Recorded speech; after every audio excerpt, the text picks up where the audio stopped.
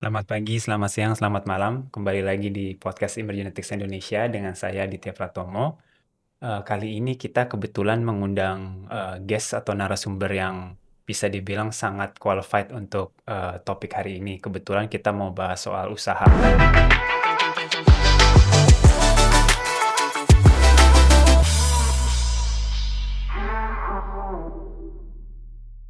Saya kali ini membawa Mas siapa? Bisa diperkenalkan dulu? Oke, terima kasih Mm-mm. atas kesempatannya Mas Adit.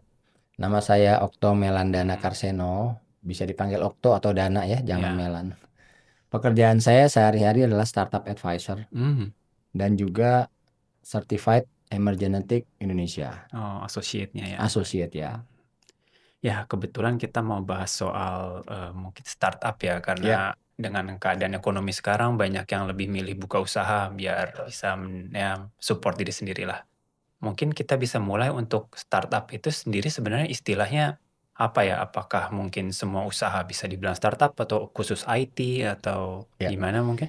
Jadi teorinya Mm-mm. mungkin saya dapat belasan tahun lalu ya, Mm-mm. bahwa startup itu adalah semua usaha Mm-mm. atau bisnis ya, yang baru mulai sampai dengan usia operasional 2 tahun. Kenapa 2 tahun? Karena setelah 2 tahun biasanya startup atau bisnis itu sudah lebih mapan, sudah lebih settle sistemnya, penjualannya, operasionalnya, dan juga setelah 2 tahun itu biasanya usaha itu sudah bisa diaudit. Diaudit untuk keperluan macam-macam ya, untuk keperluan pendanaan, Mm-mm. pengadaan, kerjasama dengan pihak lain. Nah, setelah itu bisa terjadi, sudah tidak digolongkan startup, tapi sudah menjadi bisnis biasa. Dari startup itu, dari teori itu, pemahaman itu, startup itu segala macam. Mm. Dari cuman bikin usaha di rumah, bikin dagang online, bikin kuliner, warteg, restoran, Oh, sampai tambang, sampai bikin pabrik, sampai bikin perkebunan. Selama dia baru mulai sampai dengan 2 tahun, itu startup. startup. Oh. Cuman Mas, Mm-mm. sejak 2015-2016 ada gegap gempita digital nih, digital bisnis. Nah, IT. itu tenggelam. Bahkan Ya. ada film ya kalau nggak Mm. salah yang juga judulnya startup, dan itu identik bahwa startup itu adalah digital. Mm. Padahal bukan. Ya. Semua Bidang usaha bisnis ya, bisa ya. bidang usaha bisa ya. Oh, tapi kalau kita ngelihat kan startup juga banyak yang berjatuhan. Sebenarnya apakah modal dasar itu yang paling kuat apa ide atau eksekusi Ya, tim atau apa mungkin? jadi gini, startup berjatuhan tuh dari dulu. Mm-mm. Ya, Itu semua usaha sih ya, sebenarnya. itu seleksi alam Ya, ya, seleksi seleksi alam. alam. Ya. Artinya adalah nanti data-data ada yang Mm. lebih bagus berapa persen. Tapi Mm-mm. memang di era tertentu atau di masa tertentu yang berkaitan dengan kondisi negara ya, Mm-mm. kondisi ekonomi negara dan ekonomi global mempengaruhi berapa persen itu yang gagal, berapa persen yang jalan. Mm. Nah, kalau pertanyaan spesifik apa yang membuat startup itu bertahan atau enggak? Dulu mungkin 15 tahun lalu, 20 tahun lalu saya mikir bahwa kalau mau bikin usaha itu modal duit. Ya. Kalau sekarang bilang waktu nih. Tapi modal duit. Kalau Mm-mm. uangnya ada, modal uangnya ada, capitalnya ada, bisa jalan. Mm. Dan itu semakin kuat, semakin sukses. Mm-mm. Kemudian seiring berjalannya waktu, apalagi mungkin 10 tahun lalu ya, mulai dari 10 tahun lalu, bahwa yang menjadi sukses itu bukan uang kalau menurut saya, tapi ide bisnis dan model bisnis. Mm. Jadi uang aja, kalau ide bisnis dan model bisnisnya nggak tajam, nggak punya niche yang bagus, nggak punya strategi yang bagus, model bisnis yang nggak bagus, uang tuh akan habis dengan sendirinya.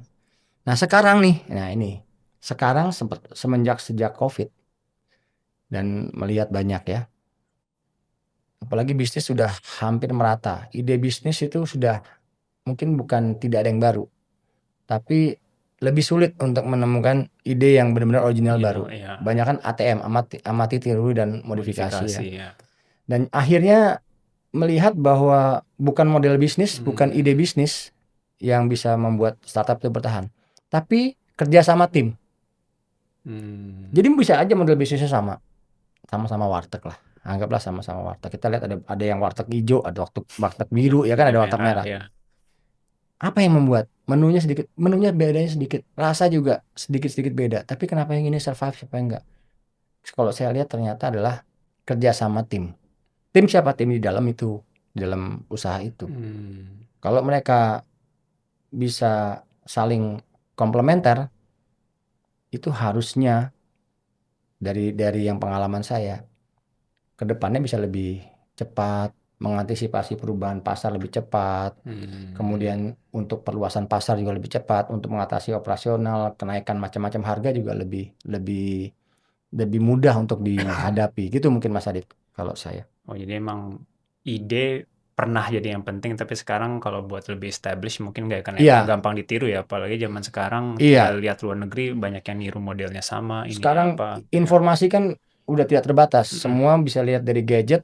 Jadi ide yang baru di ujung benua sana bisa langsung di-copy di sini Hmm. gitu. Kemudian model bisnis juga kita bisa lihat pakai AI, cari model bisnis, dapat tuh Mas. Hmm. Ya kan? Jadi nggak ada tuh yang bisa, wah ide gue original, nggak ada yang samain model bisnisnya. Bukan nggak ada ya, tapi sangat sulit. Mungkin ada, tapi presentasinya akan semakin sulit. Jadi akhirnya kalau ke sini saya ngelihat bahwa bukan itu, tapi eksekusi dari sebuah startup itu. Eksekusi artinya apa? Menjalankan ide dan model bisnis itu menjadi sebuah langkah-langkah yang konsisten dalam operasional. Termasuk Hmm. konsistennya dalam menghadapi perubahan loh ya. Itu Ya. yang konsisten bukan datang tiap pagi kayak orang sekolah, Mbak. Datang jam 7 pulang jam 5 sore atau jam 8 jam 5 sore kemudian enggak, tapi kan perubahan luar biasa gitu. Iya, iya. Itu menurut saya, Mas. Oh, tapi sebenarnya kalau kita pikir berarti timnya juga ngebantu ya, karena biasanya kan mungkin kalau founder, ya mungkin kalau kalau kita di istilah emerging ethics kan mungkin dia visioner atau apa, tapi Nah, ini bagian lainnya kurang. Jadi betul. emang harus saling melengkapi ya, tim Nah, yang komplementer ya Nah, ini yang berarti. membedakan antara Mm-mm. bisnis tambang Mm-mm. sama bisnis warteg jadinya. Ah. Itu adalah size. Gini, Mm. kalau kita bikin tambang, kemungkinan besar lebih dari 10 orang untuk memulai bisnis itu. Mm. Tapi kalau bisnis warteg mungkin cuma berdua suami istri. Masuk akal ya? Bisa. Ini kan kontras. Mm. Artinya apa? Kalau satu suami istri sebagai foundernya Mm. cuma dua kepala yang harus disesuaikan satu sama lainnya, harus kerjasama. Akan lebih mudah dibanding 10 orang, Yang pasti tambang. 10 bukan 10-10-nya founder. Kalau tambang tadi ya. Mungkin foundernya 3, 7-nya adalah staff utama yang pertama kali mereka hire. Mm. Kemungkinan besar masalah kerja sama tim akan lebih muncul di 10 orang itu dibanding yang 2 orang. Ya, jadi kalau kita lihat tadi memang masalah tim ya. Jadi kalau misalkan kita semua founder, kan jarang sih founder satu biasanya, tapi misalkan founder 2 kita anggapnya kayak warteg tadi, ada ya mungkin suami istri atau mungkin apa, itu emang harus tim yang kuat berarti ya. Iya, iya. Jadi gini, di sini yang membedakan antara bisnis startup ya. Kita Mm-mm. ngomongin startup, kalau kita ngomong bisnis itu berarti startup ya. Yang membedakan startup yang cuma 2 orang sama startup yang 10 orang. Kalau kita bikin tambang nggak mungkin, setahu saya, nggak mungkin cuma 2 orang. Iya. Pasti lebih karena ada bagian macam-macam, ada bagian di lapangan, ada bagian keuangan dan sebagainya. Nah, kalau yang bisnis yang biasa kayak misalnya bikin warteg, itu mungkin 2 orang suami istri aja sebagai founder mereka. Iya. 2 orang suami istri. Sedangkan yang kalau yang tambang 10 orang. Mungkin foundernya juga sama 2 orang, tapi 8-nya ini support, Mas. Kemungkinan besar yang bersepuluh ini, yang 8 plus 2 ini akan lebih sulit untuk atau butuh waktu untuk saling mengenal cara kerja. Kalaupun mereka sudah pernah di company sebelumnya, ketika dia memulai bisnis baru pasti ada penyesuaian baru. Karena apa? Karena banyak hal-hal yang beda role. Ketika di perusahaan sebelumnya mereka udah jelas nih. Tapi begitu menyempit, satu orang bisa menghandle 2 job function. Ya, job desk-nya bisa di luar. Nah, yang warteg bayangin, cuma 2 orang. Tapi karena suami istri lebih mudah. Tapi lebih mudah berantem juga, Mas. Iya. Paham ya? Iya. Nah, disitulah tim, semakin cepat timnya solid, semakin cepat timnya bisa komplementer, itu logikanya atau pengalaman harusnya dia akan lebih cepat untuk bisa survive.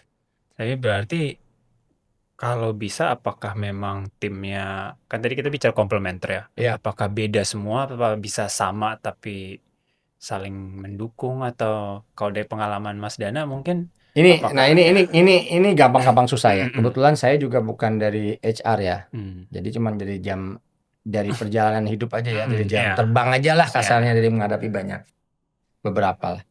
Jadi kalau menurut saya harusnya ada sebuah barometer Hmm.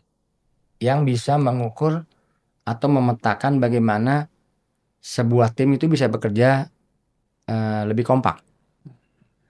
Kalau kita lihat ya, kalau dalam bisnis SOP itu ada standarnya. Bahkan dalam bisnis awal aja bikin SWOT aja itu udah kerangka framework SWOT. Ya. Kemudian ada 5P, ada 7Ps gitu ya.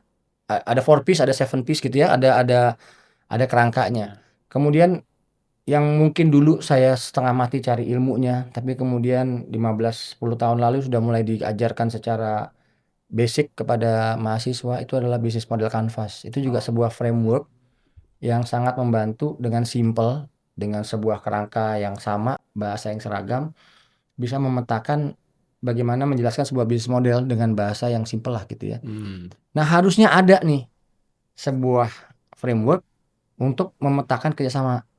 Ada sih kalau saya lihat dari beberapa yang saya ngobrol-ngobrol tuh, mungkin ada pendekatan kompetensi, ada pendekatan yang psikometrik, dan macam-macam.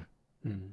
Adalah toolsnya macam-macam, tapi belum pernah ada satu yang dominan gitu loh, bahwa dengan framework itu bisa bekerja sama tidak hanya di dalam usaha tapi juga di luar usaha. Kenapa? Kalau startup itu membaur Mas. Kalau bisnis, kalau kita udah kantoran ya, itu bisa bedain dunia kerja, ini dunia di luar kerja. Oh. 8 to 5 itu kerja, kemudian setelah itu di luar kerja. Orangnya bisa sama, kita bersepuluh bisa sama, tapi setelah keluar kerja itu kita lebih santai. Kalau startup, kemungkinan besar waktu kerjanya tidak terbatas Mas. Jadi itu 8 to 5, 5 to 8 itu bisa sama. Di 5 to 8-nya kesel, kebawa di 8 to 5-nya. Iya. Tapi kalau di bisnis, di kerja kantor enggak Mas.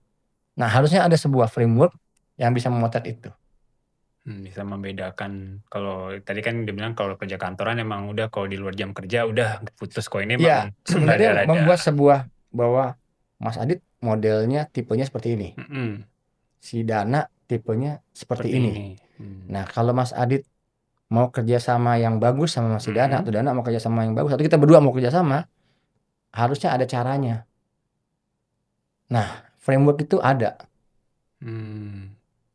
Mungkin kalau dari kita, kan ini kan kebetulan podcastnya Emergenetics, Ya. kita ada ya sebenarnya. Mungkin Mas Dana bisa bantu dari, kan kebetulan juga associate, Ya, mungkin jadi dihubungkan. jadi salah satu yang ada banyak sih ya, ada banyak. Tapi salah satu yang bisa menembus atau tidak melihat batasan antara profesional dan non profesional, artinya waktu kerja kantor dan di luar kerja kantor, atau waktu keluarga atau waktu pribadi, itu memang emergenetik. Karena emergenetik tidak mengukur kompetensi Mas.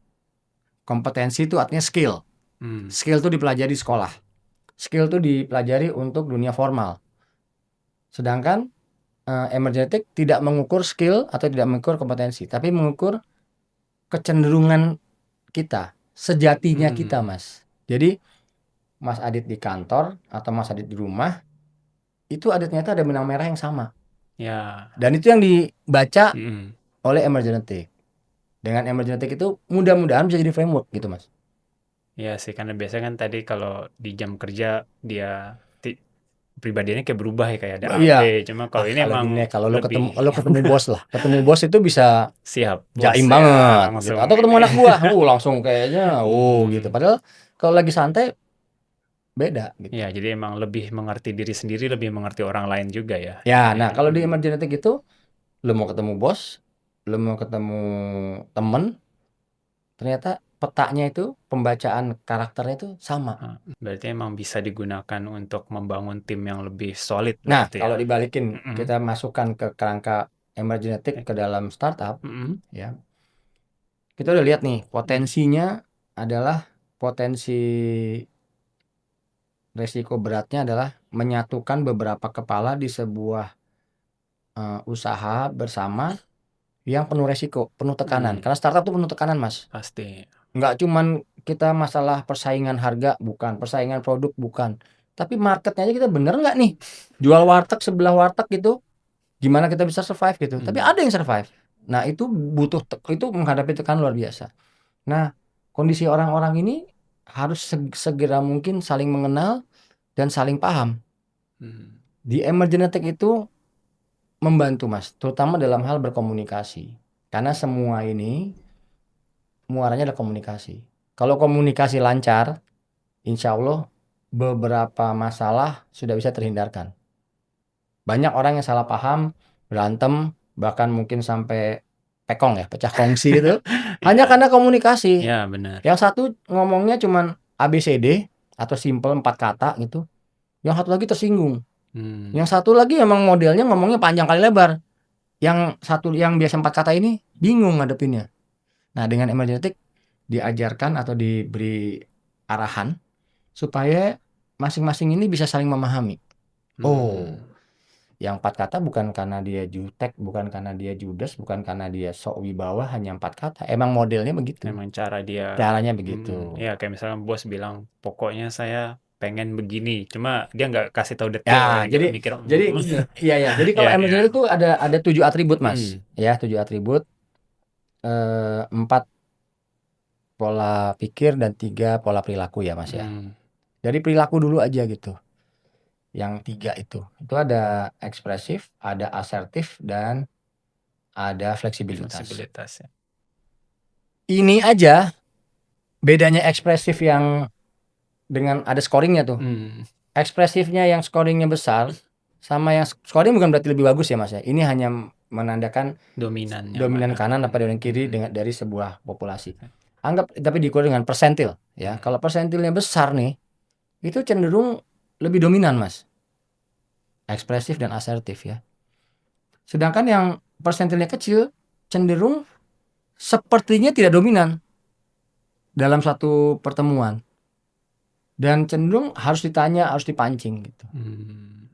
Nah, kalau yang persentilnya besar tidak memahami yang kecil, dia akan bilang males banget nih. Sementara yang kecil bilang, lu menguasai diskusi gitu. Paham nggak? Tapi dengan memahami satu sama lain, akhirnya paham. Oh, emang dia orangnya begitu. Ini orang begini.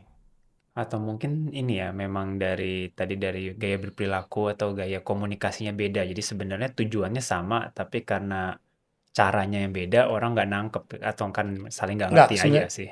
jadi salah paham. Salah paham. Jadi salah paham. Tadi ya, kalau lihat dari pola perilaku ya, yang ekspresif, asertif, dan fleksibilitas ya. Tapi ekspresif dan asertif dulu. Itu mirip-mirip tuh. Nah, ini dibaginya kan berdasarkan persentil tadi ya. Persentil lebih besar, bukan lebih baik ya, tapi hanya penggolongan persentil lebih besar itu cenderung lebih dominan. Dalam sebuah pembicaraan, diskusi, bahkan dalam sebuah pertemuan meeting itu lebih dominan. Sementara yang persentilnya lebih kecil, itu cenderung diam. Cenderung ikut aja dan tidak mau menyela pembicaraan. Akibatnya kalau nggak ada pemahaman emergenetic nih, yang persentilnya besar berpikir bahwa yang persentilnya kecil nih apatis, tidak mau peduli dengan permasalahan yang ada, tidak mau urun rembuk, tidak mau partisipatif gitu. Sementara yang persentilnya kecil sebaliknya, ngapain gue ngomong, yang persentil besar juga mendominasi, dia nggak perlu pendapat gue juga gitu. Padahal persentil besar belum tentu benar, karena bukan kompetensi ya. Ini cuma preferensi, gayanya aja. Isinya pembicaraan belum tentu benar, karena kompetensi skill itu bisa jadi yang persentil kecil yang pendiam ini justru lebih benar. Bayangin kalau terjadi seperti itu, masalah mau meeting 10 kali juga nggak akan selesai. Karena harusnya seyogyanya, bahasanya seyogyanya. Yang persentilnya besar itu harus lebih bisa merangkul yang persentil kecil untuk mengajak bicara, tanyain pendapatnya, urun rembuknya. Nggak usah merasa capek untuk menanya yang persentil kecil. Sementara yang persentil kecil juga nggak usah khawatir kalau dia harus interrupt aja. Yang besar jangan ikut berdebat begitu yang persentil kecilnya mulai interrupt atau mau bicara, ini harus stop. Itu hanya baru dari ekspresif dan asertif, Mas. Nanti ada lagi fleksibilitas. Asli fleksibilitas ini lebih ekstrim lagi nih, bukan ekstrim. Ada sebuah parameter lagi yang atribut lagi ya. Yang kalau kita nggak pahamin jadi salah paham banget. Persentilnya besar itu dia lebih mudah berubah pendiriannya atau keputusannya. Dia ngikutin yang mana yang mungkin suara terbanyak atau bisa berubah. Dia bilang awalnya A, begitu ngobrol persuasif banyak yang B, dia bisa B. Sementara sebaliknya yang persentil kecil, kalau dari datang udah A, mau debat kusir 10 meeting, dia tetap A. Nah, keduanya ini belum tentu kompetensinya bener loh ya. Emang sifatnya atau karakter pembawaannya emang begitu. Bayangin ketemu orang persentil kecil semua, Mas. Pendiam, nggak terlalu partisipatif dalam diskusi, dia tuh kekeh. Nah, kalau ini nggak paham yang persentil besar, timnya bubar, Mas. Mungkin nggak nyampe 3 bulan juga udah bubar, Mas. Gitu ya. Itu baru dari pola perilaku, belum pola pikir. Emang beda. Ini harus saling mengerti ya. Ya, berarti. pola pikir kan lebih. Ya Mas Adi tahu lah kalau pola pikir tuh ada 4 ya. Ada 4. Ada Ada yang konseptual, struktural, ya. ya, jadi yang atas yang kan ada analytical kiri atas, ada struktural kiri bawah, ada sosial kanan bawah, sama konseptual kanan atas. Ini beda-beda Mas caranya. Itu pola pikir ya. Yang analytical lebih pada untung rugi dan harus pakai data. Jadi kalau misalnya ngadepin masalah di usahanya, dia mikirnya untung rugi aja, nggak peduli dia harus korbankan tuh timnya yang 10. Kalau lo nggak menguntungkan buat gue, kita ganti aja orang ini. Kan nggak bisa begitu Mas. Kalau di startup itu kecil, kemungkinan besar kita harus pertahankan tim startup ini lebih lama karena ini penyesuaiannya nggak mudah gitu. Kemudian harus pakai data kalau yang analytical. Jadi kalau cuma berdasarkan ini kenapa ya kita bikin bubur ayam, kita jual bubur ayam, kok secara perencanaan harusnya laku nih karena bubur ayam kita punya harga yang lebih murah misalnya ya, price kompetitif ya, kemudian produknya juga punya kompetitif, lebih enak, lebih segala macam, marketnya juga ada, pesaingnya juga kayaknya bisa diatasi, tapi kok cuma 2 mangkok sehari, 3 mangkok gitu. Terus salah satu ngusul kasih ini kenapa? Karena jualan jamnya salah. Itu nanti yang analytical nanya, datanya dari mana jualan jam salah? Kalau jam yang bener jam berapa? Kalau jualan jam yang menurut lu bener, apakah jaminan penjualannya bisa? Itu loh Mas. Ini orang analytical. Dan itu sebenarnya nggak nyerang emang karena caranya dia gitu. Iya. Ini kalau ini nggak tahu, waduh. Wah, ngerasa. Iya. Yang struktural lain lagi. Struktural tuh tertata. Kalau udah punya rencana tadi masalah bubur, dia akan bilang, nggak, sabar aja dulu. Kita udah punya rencana seperti itu, jalin aja dulu. Kita baru 1 bulan belum bisa ambil analisa. Tunggu aja 3 bulan. 3 bulan tunggu aja 6 bulan. Kenapa? Karena dia terbiasa detail tertata. Bayangin kalau 3 bulan nggak ada perubahan dengan kondisi sebulan nggak ada penjualan bagus, kan uang terus Mas, bleeding terus gitu. Nah nggak semua teman-temannya bisa paham itu, kecuali kalau suami istri berdua ya, paling berantemnya di kamar nantinya gitu. Yang sosial lain lagi, yang sosial lebih pada people person, dia lebih pada ngelihat orang, lebih lihat pada empatinya tinggi. Nanti dia akan bicara bahwa mungkin, waduh, ini penjualannya turun mungkin karena di warung kita terlalu kaku. Penjualan kita benar-benar saklek, cuman untung rugi aja, cuman lihat harga murah tapi nggak ada value added, nggak ada sentuhannya. Mungkin penyajiannya ya Allah, mangkoknya aja biasa aja, nggak yang bukan lebih mahal lebih murah ya, tapi mangkoknya lebih manis tatanya, tempat belinya lebih bersih dan lain sebagainya. Ada kalau yang untung rugi, yang analytical nggak apa-apa dia, tempat buburnya dorongannya atau tempat warungnya begitu aja gitu. Tapi kalau yang sosial ini harus ada taplaknya mungkin, kemudian catnya gerobaknya dirapihin, mangkoknya, tampilannya gitu. Cara ngomong kepada pembeli nggak bisa, berapa gitu udah, Pak Bu gitu, bisa jadi.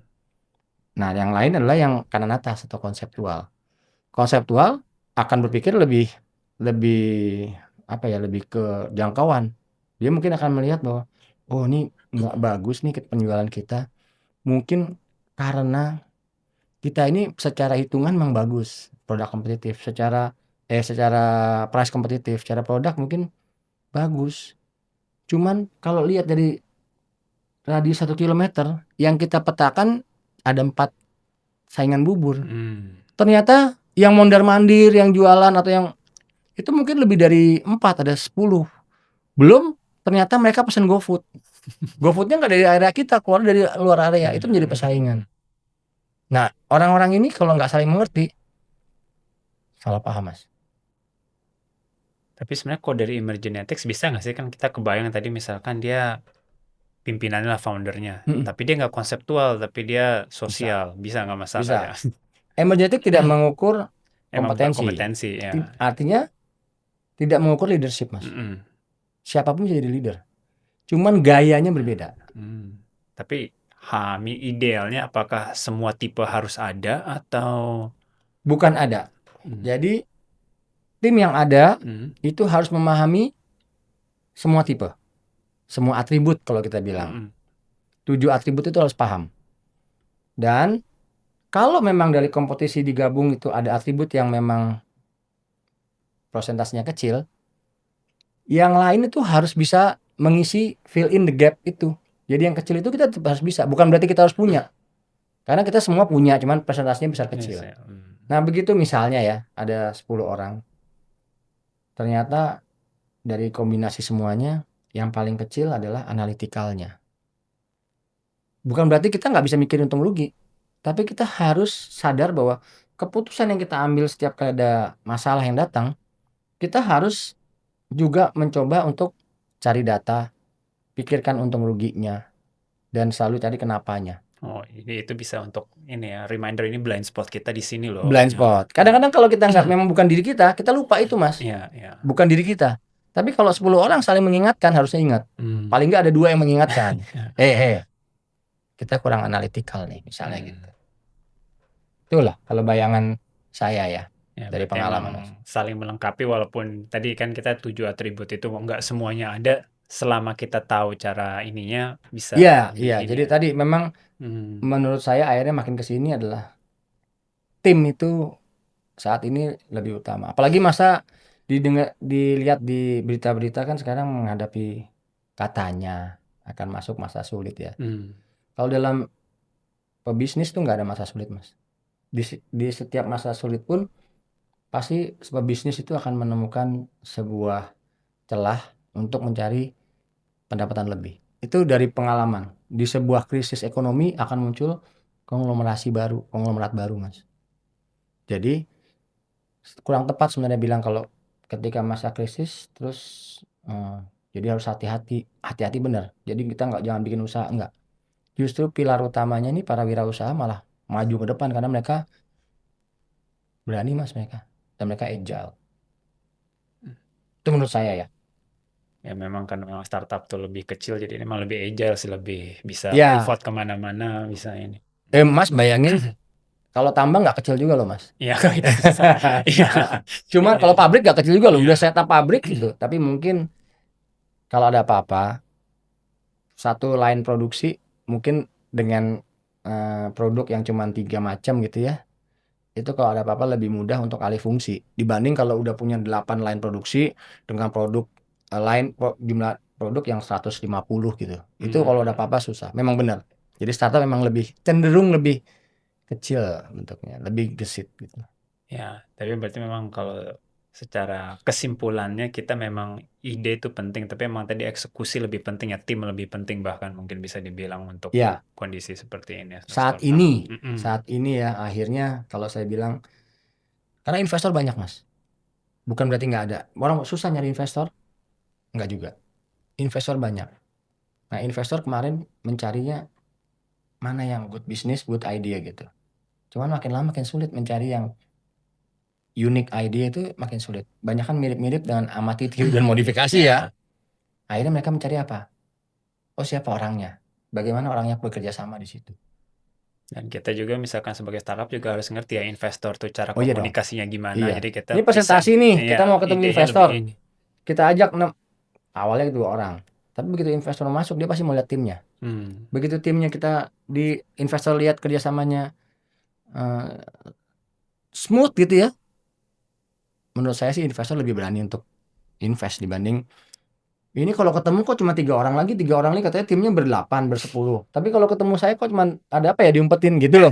Paham ya maksudnya? Suka ada kan yang gitu tuh.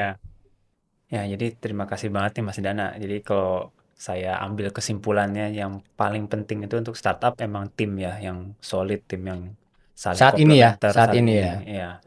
Dan memang tadi kita harus kenal cara berpikir kita, cara berpikir orang lain, terus kalau cari partner juga yang bisa saling melengkapi biar nggak ya tadi salah paham Iya. terutama. Ya Ini ini kita belum ngomong antar gen loh ya. ya Generasi maksudnya antara iya. gen X, gen Y, gen Z. Wah, Ya, itu another udah beda lagi cara kompleks. komunikasinya. Cuma Iya, emang intinya sebenarnya mau beda generasi juga kalau emang komunikasinya ngerti caranya betul, nyentuh di betul. bagian mana tadi dari 7 atribut tuh Framework emergenetik ya. Iya, kita itu udah membantu dapet banget, sih. betul.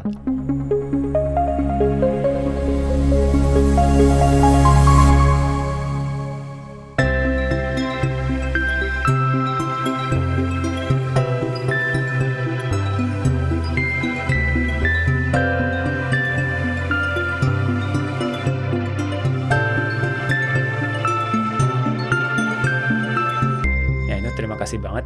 Dan untuk teman-teman terima kasih sudah join in dengan kita. Tadi Mas Dana udah kasih detail banget. Jadi mungkin ada yang kurang jelas atau yang belum ngerti soal emergenetics.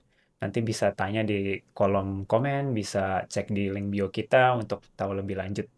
Nah, sekali lagi, terima kasih Mas Dana. Ini Sama-sama, terima kasih juga mungkin Mas Adit kapan-kapan kita bisa ngobrol sharing lagi. ini Ini ya. penting banget, terutama zaman Boleh, sekarang udah boleh, membantu. boleh. Jadi untuk ke depannya, kembali lagi ke semuanya, di like, subscribe, sama komen aja di kita. Jadi untuk kalau ada video selanjutnya, notifikasi juga dinyalakan, jadi bisa langsung terinform kalau kita udah ada update yang baru. Terima kasih sudah menyaksikan semuanya. Tadi apa? Saya ketinggalan. Selamat pagi, siang, sore, dan malam. Malam ya, oke. Nah, terima kasih. Terima kasih semua.